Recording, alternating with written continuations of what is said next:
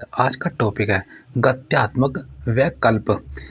यह एक गत्यात्मक कौशल विकार है जो कम वजन और समय से पहले जन्म के कारण होता है। यह डिस्प्रेक्सिया के पारिवारिक इतिहास के कारण हो सकता है। यह एक बच्चे के सूक्ष्म और सकल गत्यात्मक कौशल को प्रभावित करता है। डिस्प्रेक्सिया वाले बच्चे में खराब आँख हाथ समन्वय, नृत्य करते समय लय की कमी होती है, शरीर की मुद्राओं को संतुलित करने और शरीर के दो पक्षों के एकीकरण में समस्या होती है। खराब संतुलन और मुद्रा के कारण चीज़ों और लोगों पर गिरने या टकराने जाने की प्रवृत्ति होती है।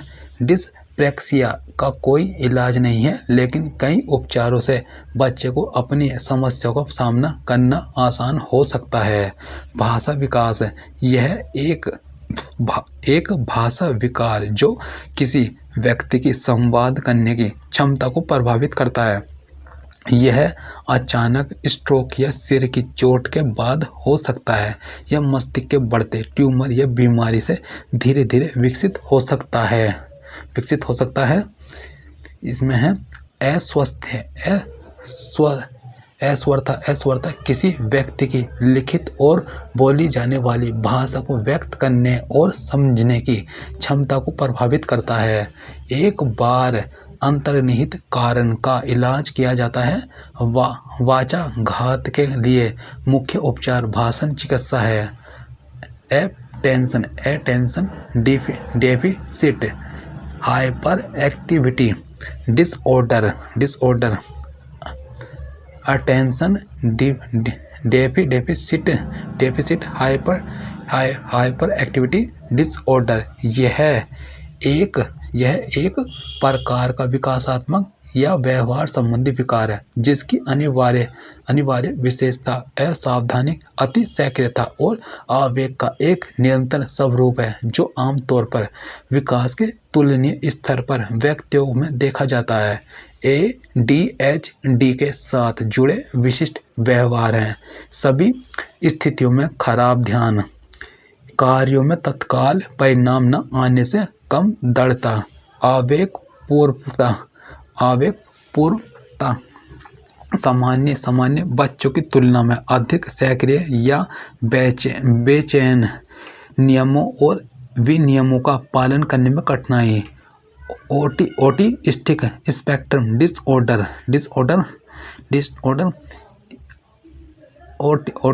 ऑटिज्म स्पेक्ट्रम डिसऑर्डर ASD एक जटिल विकासात्मक स्थिति है जिसमें सामाजिक संपर्क, भाषण और अशाब्दिक संचार और प्रतिबंधित दोहरावदार व्यवहार में लगातार चुनौतियां शामिल हैं। ASD के प्रभाव और लक्षणों की गंभीरता प्रत्येक व्यक्ति में भिन्न होती है। मनोग्रस्त बाध्यता विकार मनोग्रस्तता बाध्यता विकास OCD में अवांछित हस्तक्षेप करने वाले बाध्य विचारों और परेशान करने वाली छवियों की घटना की विशेषता होती है जो आमतौर पर बाध्यकारी व्यवहार के होते हैं। बाध्य व्यवहार या तो मनोग्रस्त या प्रभावहीन करने के लिए या किसी भयानक घटना को रोकने के लिए किए जाते हैं। बाध्य व्यवहार किसी विशेष विचार या विषय के बारे में सूचना बंद करने में असमर्थ है। इसमें शामिल व्यक्ति अक्सर इन विचारों को अप्रिय और शर्मनाक पाता है। मानसिक मंदता जैसे कि नाम से पता चलता है कि किसी व्यक्ति की मानसिक क्षमताओं के सामान्य वृद्धि, विकास और कामकाज की मंदता को दर्शाता है। मानसिक मंदता वाले व्यक्तियों का IQ 20 से 70 तक हो सकता है जो मस्तिष्क के नुकसान की सीमा पर निर्भर करता है। आईक्यू के आधार पर मानसिक मंदता वाले लोगों को मानसिक मंदता के हल्के, मध्यम, गंभीर और गहरे स्तर के रूप में वर्गीकृत किया जाता है। यह वर्गीकरण अंतर्राष्ट्रीय स्तर पर स्वीकृत है। आईक्यू जितना अधिक होगा, वास्तविक कालानुक्रमिक आयु और मानसिक आयु के बीच का अंतर उतना ही कम होगा और बच्चे का व्यवहार उसकी उम्र के अनुसार उतना ही उपयुक्त होगा। एमआर की 4 श्रेणियां हैं। यह माइल्ड एमआर 50 से 55 से लगभग 70 आईक्यू, मध्यम एमआर 35 से 40 से 55, वो 50 से 55, गंभीर एमआर 20 से 25 से 35-40 और गहरा एमआर 20 से 25 के आईक्यू से नीचे। मस्तिष्क पक्षाघात सीपी विकारों का एक समूह है जो किसी व्यक्ति की संतुलन और मुद्रा को स्थानांतरित करने और बनाए रखने की क्षमता को प्रभावित करता है। मस्तिष्क पक्षाघात बाल्य अवस्था में सबसे सामान्य पेशी विकलांगता है। मस्तिष्क पक्षाघात का मतलब होता है मस्तिष्क से संबंध रखना। मस्तिष्क पक्षाघात का मतलब कमजोरी या मांसपेशियों के उपयोग की समस्या है। मस्तिष्क पक्षाघात असामान्य मस्तिष्क विकास के कारण होता है। अक्सर जन्म से पहले लक्षणों में अतिरंजित सजगता, निष्क्रिय या कठोर अंग और अनैच्छिक गति शामिल है और ये बाल्य अवस्था से ही दिखाई देते हैं। दृष्टि क्षीणता को दृष्टि हानि या दृष्टि बधिरता रूप में जाना जाता है। एक हद तक देखने की क्षमता कम हो जाती है जो सामान्य साधनों जैसे चश्मे से ठीक न होने वाली समस्याओं का कारण बनती है। दृष्टि क्षीणता किसी भी प्रकार के दृष्टि हानि का वर्णन करने के लिए एक शब्द विशेषज्ञ का उपयोग है, चाहे वह ऐसा व्यक्ति हो जो सभी को नहीं दे सकता या किसी को आंशिक दृष्टि हानि हो सकती है। कुछ लोग पूरी तरह से अंधे होते हैं, लेकिन कई अन्य लोगों ने कानूनी अंधता कहा है। कुछ शिशुओं में जन्मजात अंधापन होता है, जिसका अर्थ है कि वे जन्म के समय नेत्रहीन है। बौद्धिक विकलांगता इसमें है बौद्धिक विकलांगता आईडी जिसे कभी कभी मानसिक मंदता कहा जाता है, को निम्न औसत बुद्धि या मानसिक क्षमता और दिन प्रतिदिन के जीवन के लिए आवश्यक कौशल की कमी की विशेषता है। बौद्धिक विकलांगता वाले किसी व्यक्ति की 2 क्षेत्रों में सीमाएं हैं। ये क्षेत्र हैं बौद्धिक कामकाज आईक्यू के रूप में भी जाना जाता है। यह किसी व्यक्ति की सीखने, तर्क करने, निर्णय लेने और समस्या को समाधान करने की क्षमता को दर्शाता है। अनुकूल व्यवहार ये दिन प्रतिदिन के जीवन के लिए आवश्यक कौशल है, जैसे कि प्रभावी ढंग से संवाद करने, दूसरों के साथ बातचीत करने और स्वयं की देखभाल करने में सक्षम होना। श्रवण बाधित सुनने में परेशानी तब होती है जब कान के एक या एक से अधिक हिस्सों के साथ कोई समस्या होती है। फिर इसमें कान के नलिका कण या अस्थिकल सहित बाहरी या मध्य कान के साथ एक श्रवण हानि का परिणाम होता है। बच्चों और किशोर अवस्था में प्रभावित श्रवण बाधिता का सबसे आम कारण मध्य कर्ण शोथ है, जो कान के संक्रमण के लिए चिकित्सा शब्द है जो मध्य कान को प्रभावित करता है। कान के प्रमुख भाग है कर्णमूल, कर्ण, नहर या अस्थि। क्षतिग्रस्त होने पर लोगों को प्रभावित के श्रवण हानि भी होती है। अधिगम अक्षमता वाले बच्चे की शिक्षा शिक्षा इसमें है समावेशन रणनीतियों राज्य और राष्ट्रीय अधिकारियों द्वारा प्रावधान है कि अधिगम अक्षमता वाले बच्चों को उनकी उम्र के गैर विकलांग बच्चों के साथ शिक्षित किया जाना चाहिए। सामान्य कक्षा में पढ़ाने के दौरान इन बच्चों के लिए अतिरिक्त अनुदेशनात्मक संसाधनों का उपयोग किया जा सकता है। इसमें है शिक्षकों को अन्य बच्चों के साथ इन बच्चों की समझ और भागीदारी को बढ़ाने के लिए ऐसे तरीकों को अपनाने का प्रयास करना चाहिए। प्रतिपुष्टि और सुधार का उपयोग किया जाता है और बच्चों की भागीदारी और प्रदर्शन को सकारात्मक रूप से प्रभावित करने के लिए दिखाया जाता है। सहकर्मी मध्यस्थता और कंप्यूटर सहायक अनुदेश अन्य तरीके हैं। एक व्यक्तिगत शिक्षण कार्यक्रम की आवश्यकता होती है ताकि बच्चे को पढ़ने लिखने या गणित जैसे विशिष्ट आवश्यकताओं के क्षेत्रों में विशिष्ट निर्देश मिल सके। विकलांग व्यक्ति अधिनियम 1995, विकलांगता अधिनियम 1995 PWD समान अवसर अधिकारों का संरक्षण और पूर्ण भागीदारी अधिनियम 1995 को एशियाई और प्रशांत क्षेत्र में विकलांग लोगों की पूर्ण भागीदारी और समानता पर एक प्रभाव देने के लिए अधिनियमित किया गया था।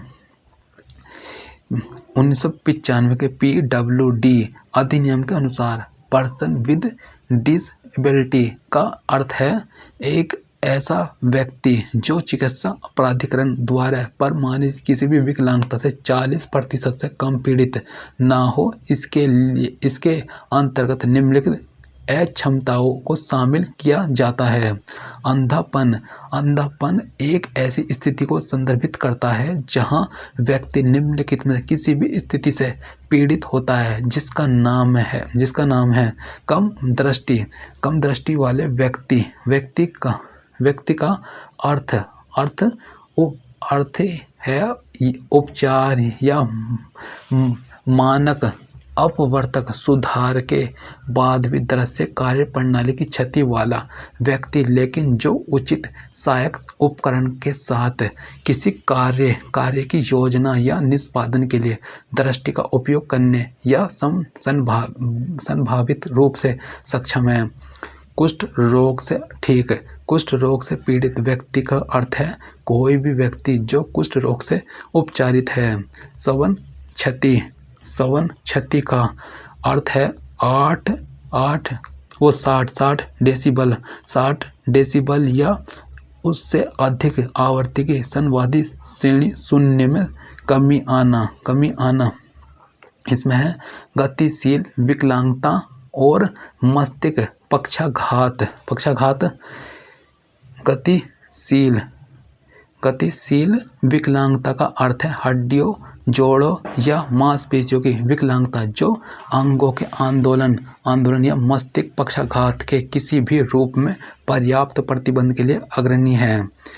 मानसिक मंदता का अर्थ है किसी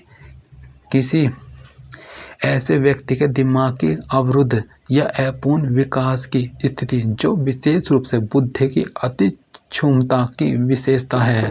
मानसिक बीमारी का अर्थ है मानसिक मंदता के अलावा कोई मानसिक विकार होना। अधिनियम के लक्ष्य और उद्देश्य हैं विकलांगों की रोकथाम, अधिकारों की सुरक्षा, चिकित्सा देखभाल का प्रावधान, शिक्षा प्रशिक्षण, रोजगार और विकलांग व्यक्तियों के पुनर्वास की दिशा में राज्य की जिम्मेदारी का निर्वहन करना। एक बाधा मुक्त वातावरण बनाना, व्यक्तियों के शोषण और शोषण की किसी भी स्थिति का प्रतिकार करना। दिव्यांग व्यक्तियों का अधिकार अधिनियम RPWD अधिनियम 2016 दिव्यांग व्यक्तियों के अधिकार RPWD 2016 ने मौजूदा PWD अधिनियम 1995 को प्रतिस्थापित किया है। इस अधिनियम में दिव्यांगता को एक विकसित और गतिशील अवधारणा के आधार पर परिभाषित किया गया है। दिव्यांगों के प्रकार को बढ़ाकर 21 कर दिया गया है और केंद्र सरकार के पास अन्य प्रकार की अक्षमताओं को जोड़ने की शक्ति है। नया अधिनियम दिव्यांग व्यक्तियों के अधिकारों पर संयुक्त राष्ट्र सम्मेलन UNCRPD के अनुरूप है, जिसके लिए भारत न केवल एक हस्ताक्षरकर्ता है बल्कि पुष्टि करने वाले शुरुआती देशों में से एक है। 21 दिव्यांगताएं नीचे दी गई हैं। दृष्टिदोष, कम दृष्टिदोष, कुष्ठ रोग से ठीक हुए व्यक्ति, बहरापन, बधिर और सुनने में परेशानी, संचालन दिव्यांगता, बौनापन, बौद्धिक अक्षमता, मानसिक बीमारी, स्वलीनता विकार, मस्तिष्क पक्षाघात, मांसपेशियां दुर्विकास, पुरानी न्यूरोलॉजिकल स्थितियां, विशिष्ट अधिगम अक्षमता, बहुरूप काठिन्य, भाषण और भाषा अक्षमता। इसमें है थैलेसीमिया, हीमोफीलिया, सिकल सेल रोग, बाधिरापन, दृष्टिहीनता सहित कई दिव्यांगताएं, अम्लीय हमले के शिकार, पार्किंसंस रोग। अतः हम यह निष्कर्ष निकाल सकते हैं कि भारत के PWD अधिनियम 2016 में 21 प्रकार की दिव्यांगता को सूचीबद्ध किया गया है। सूची सेकंड शिक्षा व्यवस्था के अर्थ इसमें आएगी समावेशी शिक्षा में आएगा। सेकंड सूची में समावेशी शिक्षा का अर्थ है कि एक स्कूल के सभी प्रकार के बच्चे एक ही कक्षा में शिक्षा ग्रहण करें। इसका अर्थ उन समूहों के लिए है वास्तविक अधिगम के अवसर प्रदान करना है जिन्हें पारंपरिक रूप से दूर रखा गया है, जिनमें न केवल दिव्यांग बच्चे बल्कि अल्पसंख्यक भाषा बोलने वाले भी शामिल हैं।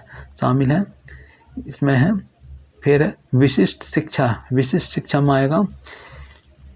विशिष्ट शिक्षा ब्रैकेट में को विशेष आवश्यकता शिक्षा, सहायता प्राप्त शिक्षा, असाधारण शिक्षा, वैकल्पिक प्रावधान, असामान्य छात्र शिक्षा, विशेष सहायता, SEN या SPED के रूप में जाना जाता है।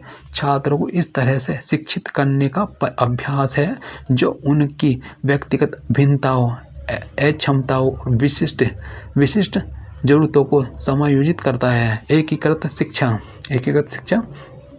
इसमें है एकीकृत शिक्षा एक ऐसी प्रणाली है जिसमें विभिन्न पृष्ठभूमि के छात्र एक साथ विशेष ध्यान के साथ सीखते हैं। यह एक समावेशी प्रक्रिया है जो समावेश और समानता पर केंद्रित है। दिव्यांग छात्रों से लेकर आर्थिक रूप से वंचित पृष्ठभूमि के छात्रों तक हर कोई अधिक सार्थक अनुभव के लिए एक साथ शामिल होता है। सामान्य शिक्षा का एक विकसित कार्यक्रम है जिसका उद्देश्य छात्रों को जिम्मेदार और सम्मानजनक वैश्विक नागरिक बनने का अवसर प्रदान करना है। उनके आर्थिक कल्याण और उनके परिवारों और समुदायों में योगदान करने के लिए विभिन्न दृष्टिकोण की खोज करना और समझना और आनंद लेना शामिल है। इसमें है समावेशी शिक्षा IE एक ही छत के भीतर विकलांग बच्चों और सीखने की कठिनाइयों के साथ सामान्य बच्चों को शिक्षित करने की दिशा में एक नया दृष्टिकोण है। यह किसी भी क्षेत्र में उनकी क्षमता या कमजोरियों की परवाह किए बिना सभी छात्रों को एक कक्षा और समुदाय में एक साथ लाता है और सभी छात्रों की क्षमताओं को अधिकतम करने का प्रयास करता है। समावेशी शिक्षा के मूल सिद्धांत हैं। मूल सिद्धांत हैं, फर्स्ट है सभी के लिए समानता और समान अवसर, अच्छी तरह से शैक्षिक योजना का निर्माण करना, संसाधन के रूप में बहुभाषावाद का उपयोग, विशिष्ट शैक्षणिक रणनीतियों का उपयोग, व्यक्तिगत भिन्नता के प्रति संवेदनशीलता, मूल्यांकन प्रणाली। मूल्यांकन प्रणाली इसमें है विद्यालय द्वारा अपनाई जाने वाली मूल्यांकन प्रणाली भी एक योगदान कारक है। विविध शिक्षार्थियों के मूल्यांकन के लिए एक विविध मूल्यांकन प्रणाली की आवश्यकता है। भारत जैसे देशों में अपनाई जाने वाली मूल्यांकन प्रणाली अभी भी समावेशन में एक बाधा है। विद्यालय एक विविध मूल्यांकन प्रणाली विकसित कर सकता है जो सभी शिक्षार्थियों को विभिन्न शैलियों और क्षमताओं के साथ समायोजित होती है। शिक्षक की तैयारी सभी बच्चों के साथ कार्य करने की तत्परता, विशेष रूप से विकलांग बच्चों के लिए समावेशी शिक्षा के प्रति शिक्षक के रवैये में परिलक्षित होता है और विद्यालय में विशेष आवश्यकता वाले छात्रों के सामाजिक संपर्क को बहुत प्रभावित करता है।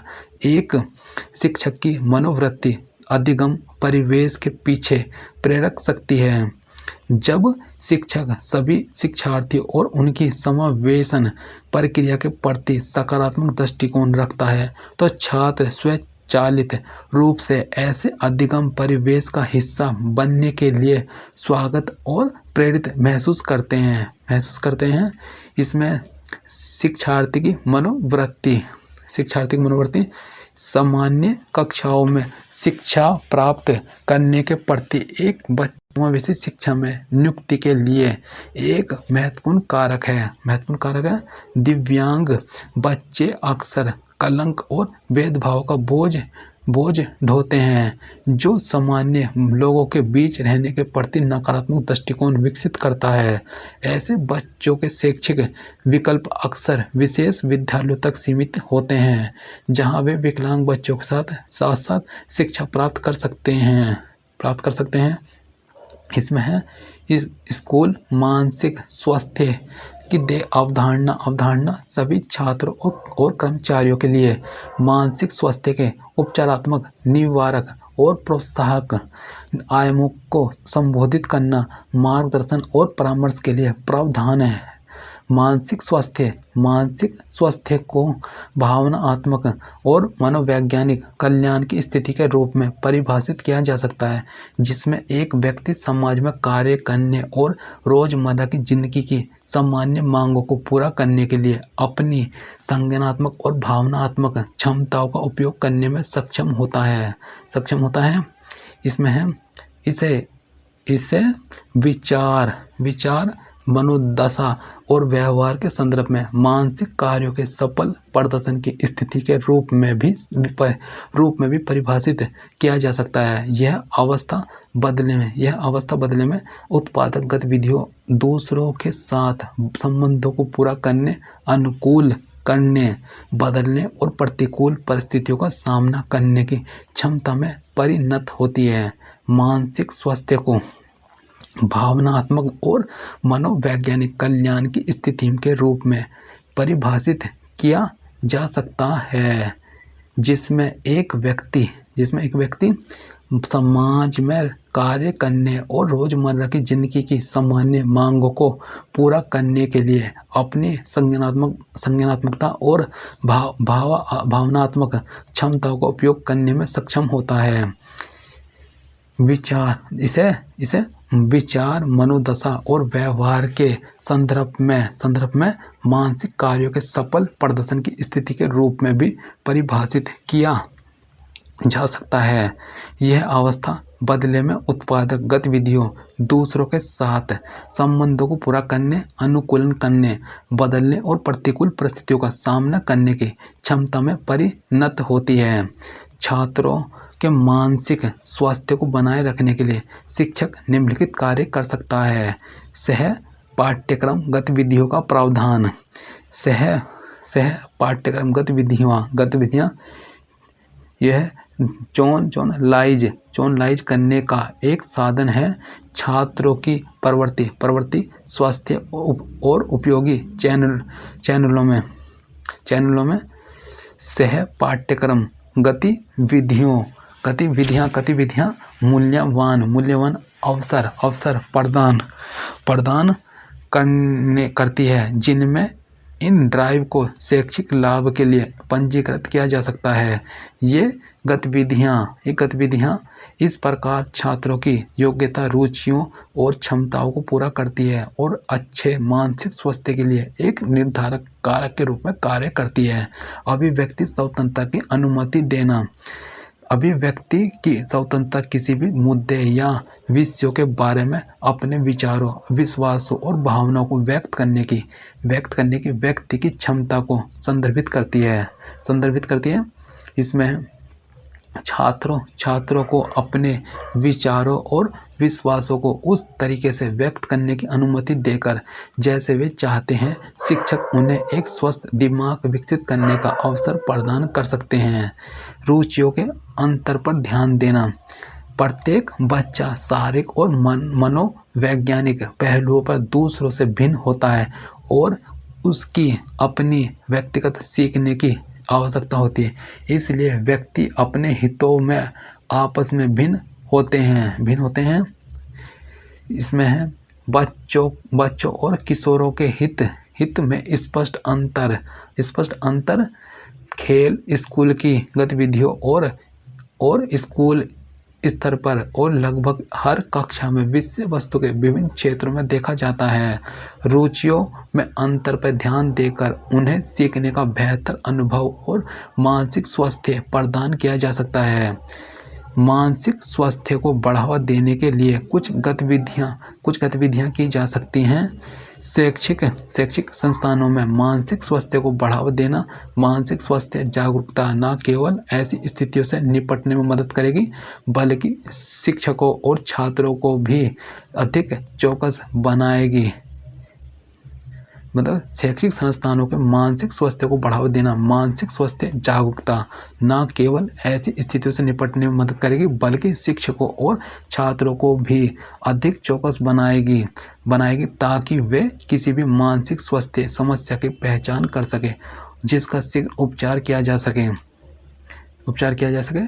फिर सामुदायिक कार्यक्रम किशोर और मानसिक स्वास्थ्य, बुजुर्गों का मानसिक स्वास्थ्य, महिलाओं का मानसिक स्वास्थ्य, मादक द्रव्यों का सेवन, अवसाद जैसे विषयों पर जागरूकता कार्यक्रम आयोजित किए जा सकते हैं। सामुदायिक स्तर पर मानसिक स्वास्थ्य से संबंधित अधिकारों, कानूनों और नीतियों के बारे में जागरूकता पैदा की जा सकती है।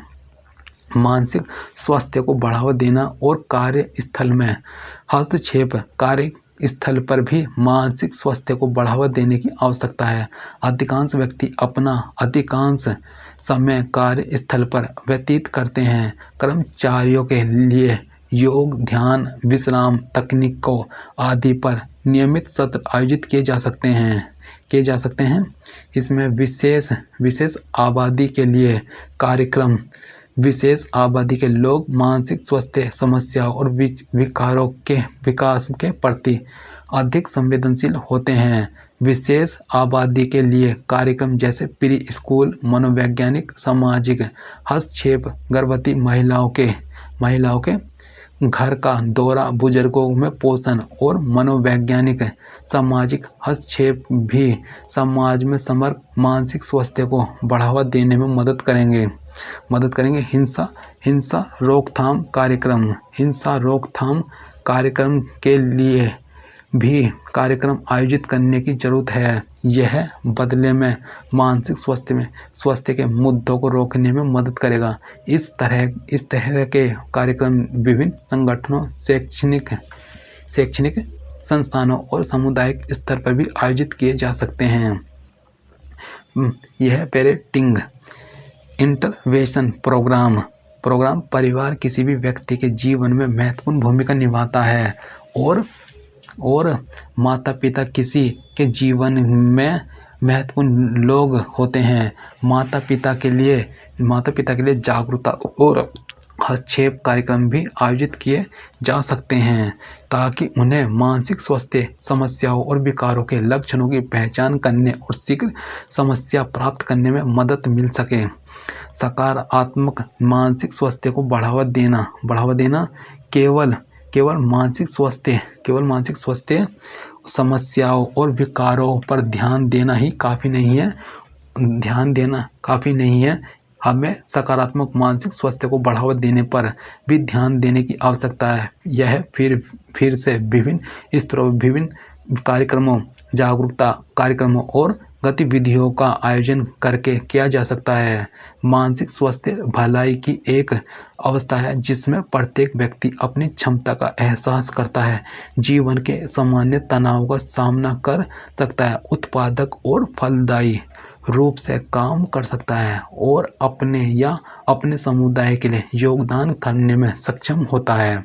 एक मानसिक रूप से स्वस्थ व्यक्ति में निम्नलिखित विशेषताएं होती हैं। स्व मूल्यांकन, यह क्षमता उन्हें विभिन्न दृष्टिकोणों से स्वयं का मूल्यांकन करने और संतुलित जीवन जीने में सक्षम बनाती है। वास्तविकता को स्वीकार करना, यह वास्तविकता को समझने और उसके अनुसार स्वीकार करने की क्षमता है। आत्मविश्वास, यह क्षमता उन्हें स्वयं को स्वीकार करने और भरोसा करने में सक्षम बनाती है और शिक्षार्थियों को सभी क्षेत्रों में बहुत आत्मविश्वासी महसूस कराती है। इसमें है समस्या समाधान, यह क्षमता उन्हें अपने दैनिक या सामान्य जीवन में समस्याओं का रचनात्मक समाधान खोजने में सक्षम बनाती है। भावनात्मक परिपक्वता, यह क्षमता उन्हें नैतिक निर्णयों को सूचित करने और संप्रेषित करने में मदद करती है। विवेचनात्मक सोच, यह क्षमता उन्हें एक वस्तुपरक परिप्रेक्ष्य के साथ जानकारी का विश्लेषण करने में सक्षम बनाती है। निर्णय लेना, यह एक ऐसी क्षमता है जो उन्हें प्रासंगिक जानकारी एकत्रित करके रचनात्मक रूप से निर्णय लेने में मदद करती है। विशिष्ट तरीकों के तहत मानसिक स्वच्छता के मुख्य कार्यों पर चर्चा की जा सकती है। इसमें है निरोधित कार्य। मानसिक स्वच्छता का मुख्य कार्य मानसिक रोग, व्यक्ति विकार तथा समायोजन की समस्याओं का निवारण करना। मानसिक स्वच्छता हमें मानसिक बीमारी, व्यक्तित्व विकार और मानव बच्चे के समायोजन की समस्याओं के कारणों को समझने में मदद करती है। उपचारात्मक कार्य, मानसिक स्वच्छता का उपचारात्मक कार्य उपचार तकनीकों पर जोर देता है। मानसिक स्वच्छता न केवल मानसिक बीमारी की समस्याओं, व्यक्तित्व विकार की समस्याओं और मानव व्यक्ति की समायोजन समस्या को जानने में मदद करती है।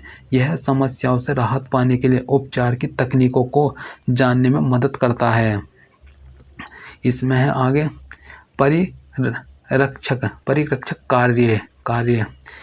मानसिक स्वास्थ्य के संरक्षण का व्यक्तियों और समाज के लिए भी विशेष महत्व है। अच्छे मानसिक स्वास्थ्य के बिना व्यक्तिगत और सामाजिक जीवन दोनों की समृद्धि संभव नहीं है।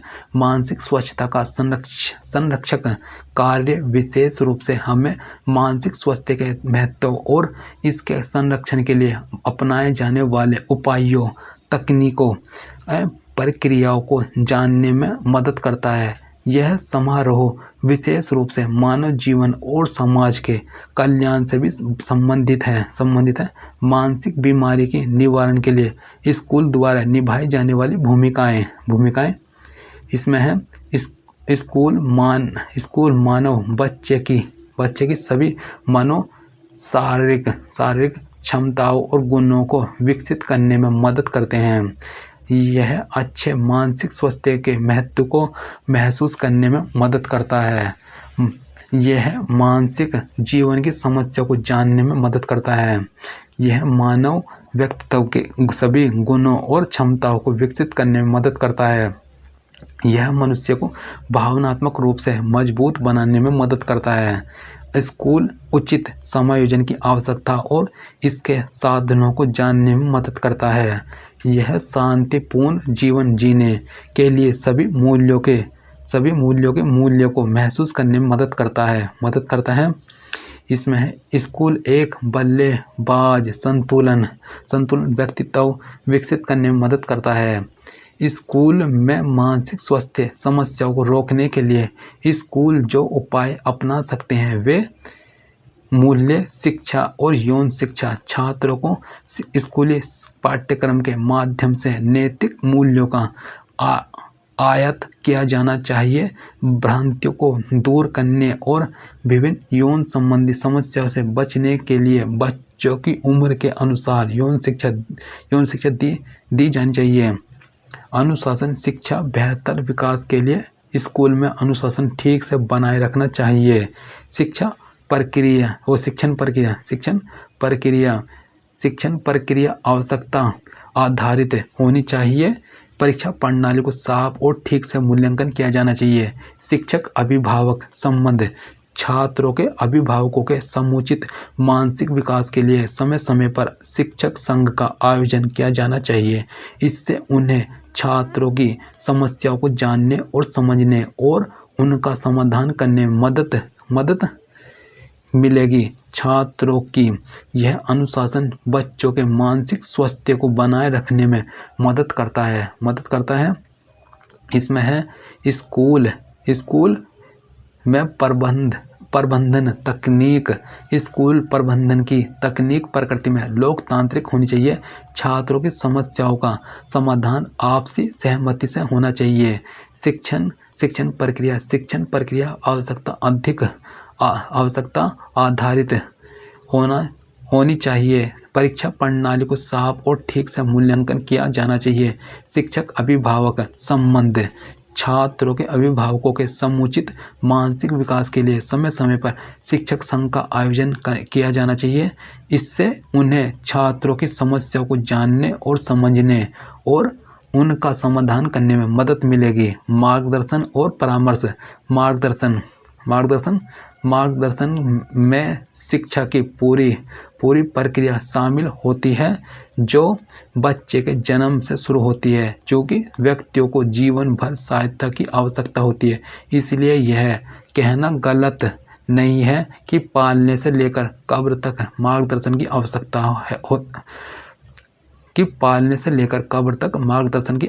है। सरल शब्दों में मार्गदर्शन का अर्थ किसी ऐसे व्यक्ति को निर्देशित करना या सहायता प्रदान करना जिसे सहायता की आवश्यकता हो। व्यापक परिप्रेक्ष्य में मनुष्य को सभी स्तरों पर एक व्यक्ति या दूसरे द्वारा मार्गदर्शन प्रदान किया जाता है। मार्गदर्शन एक व्यक्ति को व्यक्तिगत, व्यावसायिक, शैक्षिक या किसी अन्य समस्या को हल करने में मदद कर सकता है जिसके लिए वह स्वयं समाधान नहीं ढूंढ पा रहा है। मार्गदर्शन के उद्देश्य हैं। इसमें है मार्गदर्शन का उद्देश्य व्यक्ति को उसकी क्षमताओं को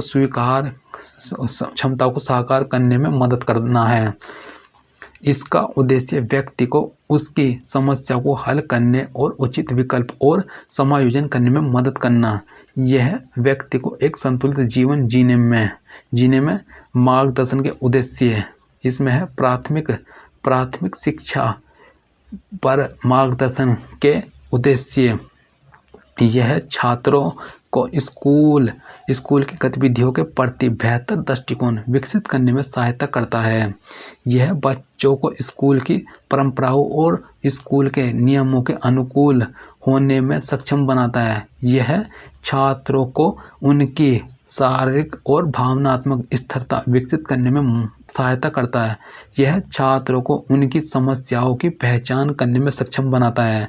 यह छात्रों के बीच सहयोग सुनिश्चित करता है।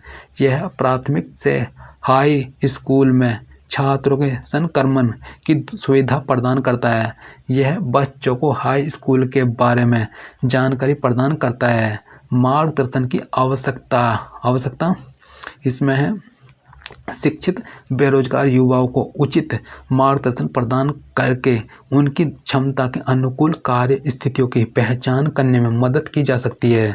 मार्गदर्शन सेवाएं छात्रों की ज़रूरतों और क्षमताओं के अनुसार एक पाठ्यक्रम विकसित करके शैक्षिक अधिकारियों की मदद कर सकती है। मार्गदर्शन के माध्यम से निर्दिष्ट कार्यों के लिए सही व्यक्तियों की पहचान की जा सकती है।